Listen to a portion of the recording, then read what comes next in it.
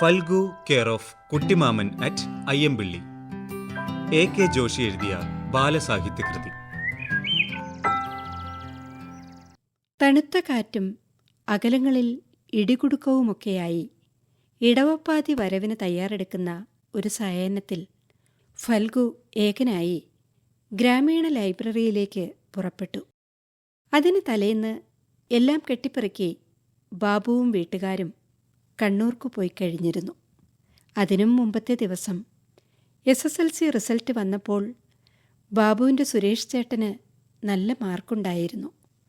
തുടർന്ന് പഠിക്കണമെന്ന് കേണപേക്ഷിച്ച സുരേഷ് ചേട്ടനെ ബാബുവിൻ്റെ അച്ഛൻ ഒരുപാട് തല്ലി. മരിക്കാനായി കടലിൽ ചാടിയ ചേട്ടനെ അരയന്മാർ രക്ഷിച്ചു നല്ല വാക്കു പറഞ്ഞ് തിരിച്ചു വീട്ടിൽ കൊണ്ടുചെന്നാക്കി. കുട്ടിമാമൻ വാങ്ങി നൽകിയ ബാല്യകാല സഖി ഒരുപാട് സ്നേഹത്തോടെ ബാബുവിന് ഫൽഗു എന്നെഴുതി ബാബുവിന് കൊടുത്തിരുന്നു.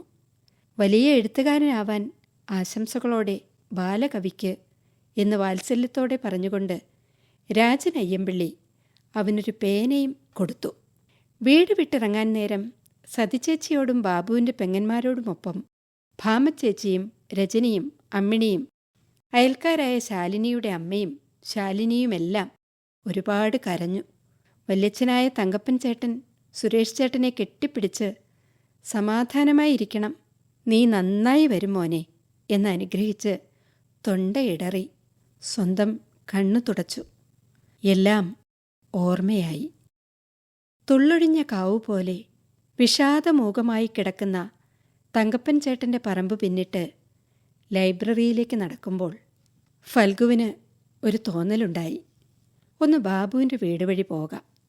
ബാബുവും സഹോദരങ്ങളും കളിച്ചും ചിരിച്ചും വഴക്കുകൂടിയും തമ്മിൽ തല്ലിയും ശബ്ദമുഖരിതവും സജീവവുമായ പഴഞ്ചൻ വാടക വീട് ഇപ്പോൾ നിശബ്ദമായിരിക്കുന്നു.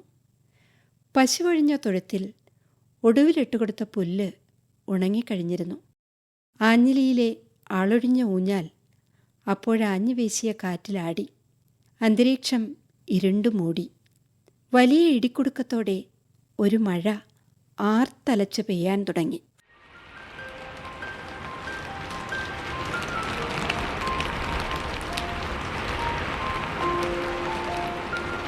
ഫൽഗു പൊട്ടിപ്പൊളിഞ്ഞ ഇരുളടഞ്ഞ വരാന്തയിലേക്ക് കയറി.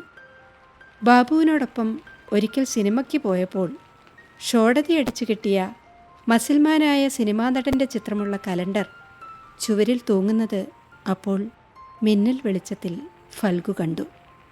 പോയപ്പോൾ അവനെടുക്കാൻ മറന്നതാകാം. ഓർമ്മകളാൽ അവൻ്റെ മനസ്സിരുണ്ടു മൂടി. കണ്ണുകൾ അലച്ചു പെയ്യാൻ തുടങ്ങി.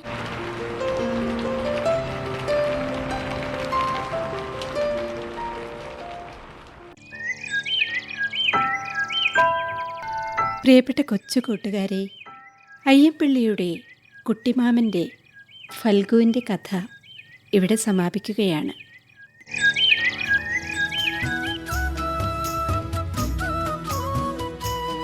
അപ്പോൾ ഇനി മറ്റൊരു കഥയുമായി ഒരിടത്തൊരിടത്ത് നിങ്ങളുടെ അരികിലേക്കെത്തും. കാത്തിരിക്കുക.